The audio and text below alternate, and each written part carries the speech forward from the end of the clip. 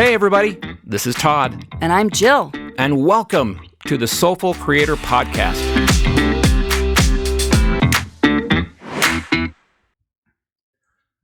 Welcome back to episode number 5. We're excited you are still with us. It's been a long... Good job, guys. Yes, we're really happy that you're here. You know, we're glad. We're having fun.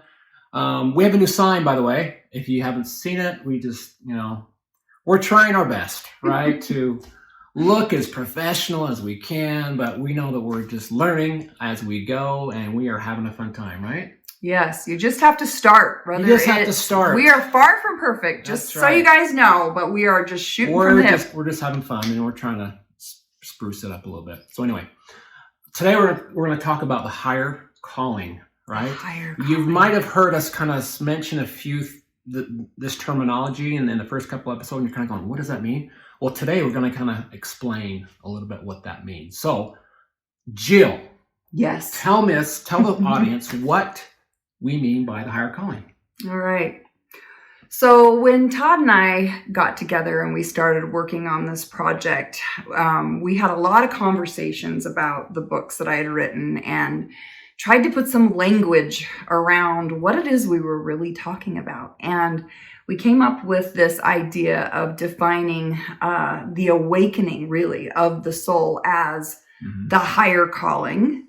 And what I talk about in my books is that we have two parts of ourselves. That we have the human being, imagine that as like one whole being, right? And then we're a spiritual being. So we're two beings, right? But a lot of times we don't realize that we are emphasizing the human being in control, right?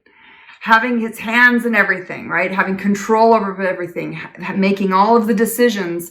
And the human being, it's like the soul's inside, and it's a being, it's a whole being, just like the human is a being as well. But the human's really being emphasized. And so what happens is your soul's kind of stuck inside this body, and it's just really not alive. It just really hasn't been reborn yet, because it's like it hasn't had its turn to live yet, guys. Right. So what we're talking about with the higher calling is this reunion, if you will, that you have the masculine part of yourself, which is the human, right? And, that's the part of you that has the body. It's the part of you that can feel. It's the part of you that can create things in the physical realm. It's got hands, got feet, can mold the clay. With our body, we embody energy. And the energy that we embody ends up attracting certain life experiences. And so I like to call that, however you act is what you're going to attract, because we have like equals like, right? That's how energy works. So the human part of us has kind of been in control. It's been the one that's been creating in our lives, and it's been creating based on human rules of lack and limitation and being governed by the physical laws, right? And so if we know, hey, I'm only a human being, I'm a finite being, I'm going to die someday, then we're always coming from a place of, I need to survive. Very needy, right? And not really recognizing this soul, this other part of ourselves that really wants to have its turn in the physical realm. And so what the higher calling is about is to create a balance, if you will, an alignment between the human and the soul, and having them come together in partnership. Okay. So why do we have to reunite the soul? What's the purpose behind that? So if the human is always creating, then we're not going to be creating from a place of abundance, or a place of wholeness, or a place of knowing our truth. Mm-hmm. We'll have missed out on that part of ourselves. And so, what we're creating right now in the physical realm, as you guys are very well know, is that there's a lot out there in the world that is not aligned with our truth, right? And truth is a big, nebulous thing that we have to figure out, what does that really mean? And we're going to talk about that more. But obviously we're creating fear. We're creating from a place of illusion, of not knowing our truth. We're creating from a place of thinking that we're alone and that we're separate because we have the human body, which is cutting that part away from ourselves and not recognizing the soul. Does that make sense? So to really create from a place of wholeness and create, to bring through the human and bring truth or love and abundance through us and bring that into our physical world and lift our lives and our world into a higher place, that's going to take help from our soul. And that's kind of what we mean when we say, the higher calling is for the human and the soul to reunite and co-create together. Got it. All right. So there is probably some human, as far as the roles of what the human plays and what the soul plays, right? So let's talk about what the purpose of the human part is, of that part. Okay. So as I was saying a little bit earlier, is the human has the body. Right. So the human can feel, right? And it is the one that is holding the energy, which is causing you to vibrate at a certain frequency. And as we know how all energy works and all energy is connected, however the human is vibrating, if we have a positive vibe, we're going to be taking actions that are going to create positive things in our life. And so we can act with our body. We can actually take action. We can actually embody and I call it act what you want to attract. If I want love in my life, then I dang well better learn how to act love, or it's not going to happen. If I want to be abundant, then I need to learn how to become abundant as well. And so that's kind of the purpose of the human, is that it gives us this body and this physical reflection, if you will, in the physical realm, according to physical laws, to help us see and have an inventory of what we're always creating in our physical realm. Okay. All right. The soul. Let's talk about the soul and its purpose. Okay. So the soul is this energy that's a little mysterious because we can't see it. It's not governed by the laws of the physical realm. The soul is in the etheric realm, and so it's the feelings and it's the desire. The soul has this desire that it wants to be alive. It wants to be fully alive. It wants to be constantly, it has desires to just experience life, create life, and learn from life. So the soul is always on a continual expansion. And I say that it kind of happens. We expand, yet at the same time, we're lifting, right? That funnel is opening up and we're becoming more and more energy, right? And so the soul is always wanting to just experience life through the human and having this physical reflection off of life or other people to help the soul see itself, because the soul can't see itself without having that reflection of life come back at me. Does that make sense? Right. And so the soul is this childlike, pure, playful, creative energy that just wants to be fully alive. It wants to taste chocolate. It wants to, get its hands in the clay and start molding. It wants to, be a sexually creative creature and have pleasure. It wants to feel alive, to feel dopamine, to feel oxytocin, and at the same time as it's having full pleasure of being fully alive, it also wants to have a reflection of abundance, love, wholeness, truth, harmony.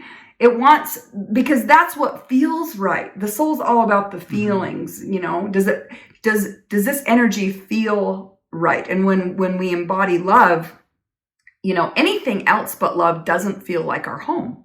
Right. And so the soul is always kind of lives in the heart and helps us understand does it feel good? Right. And so the soul can continually grow when it has the human to live through.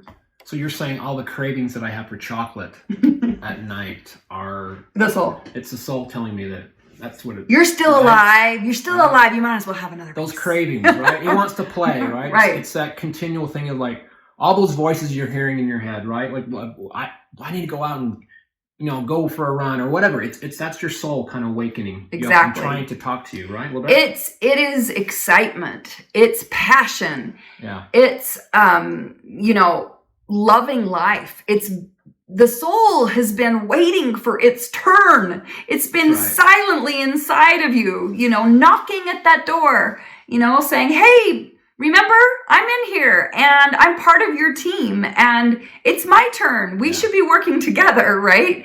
It's wanting to have this experience through the human. Right. So how do they then? You said like the human's biggest responsibility is to serve the soul, Mm-hmm. right? So tell us a little bit about that part of it. Okay. So, since the soul is always on a journey to live and grow, it wants to be in this mode of constantly living and loving and learning and even leading. It also wants to be helping. Once the soul gets a physical reflection of its truth, it wants to also, be an example through expressing its truth to help others remember the truth as well. Yeah. So the human really is the physical part of the soul understanding its energy so that it can see itself in the physical realm. Okay. So let's get into how you found what your higher calling was, right? So it's a great story. She's going to tell you a little bit about it, not too much, but we're going to tell us a little bit about that, how it, okay. What was your old life like and how you kind of came upon your higher calling. Okay. So about, let's see, it would probably have been around 2010. My life looked from the outside like the perfect life. I had a very successful business that I was running with my husband. I had followed the American dream. We were entrepreneurs. We had over 100 employees. We were doing very well. We had 3 beautiful children that were all succeeding in life. From the outside, I was one of those people that people would say, "I wish I had her life," right?